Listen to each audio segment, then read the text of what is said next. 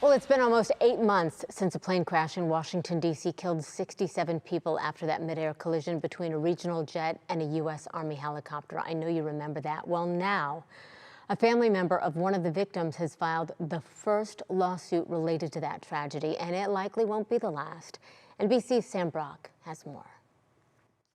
The heartbreak caused by the deadliest domestic plane crash in nearly a quarter century will be hard to heal from. And now the victims' families are demanding answers. Many of us have been asked whether we dread the idea of rehashing the worst days of our lives in court. Our answer today is clear. We're ready. Doug Lane lost his wife, Christine, and their 16-year-old son, Spencer, a figure skating prodigy, when their plane collided with an Army chopper near D.C.'s Reagan Airport.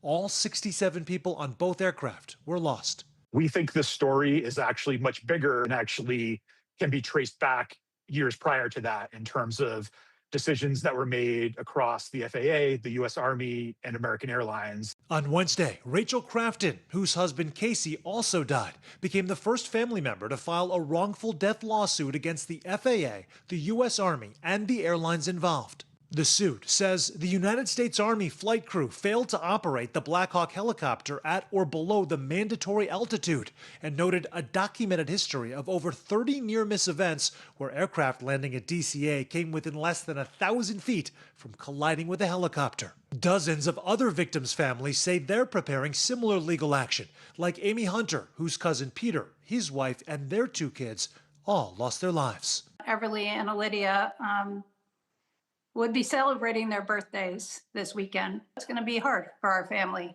The FAA telling NBC News in part, since the accident, Secretary Duffy and the FAA have acted decisively to make the skies over our nation's capital safer. American Airlines saying our priority since January 29th has been supporting the families, adding it has a strong track record of putting the safety of our customers and team members above everything else. For many families devastated by the air disaster, like Matt Collins, whose brother Chris was on a business trip, the goal is clear.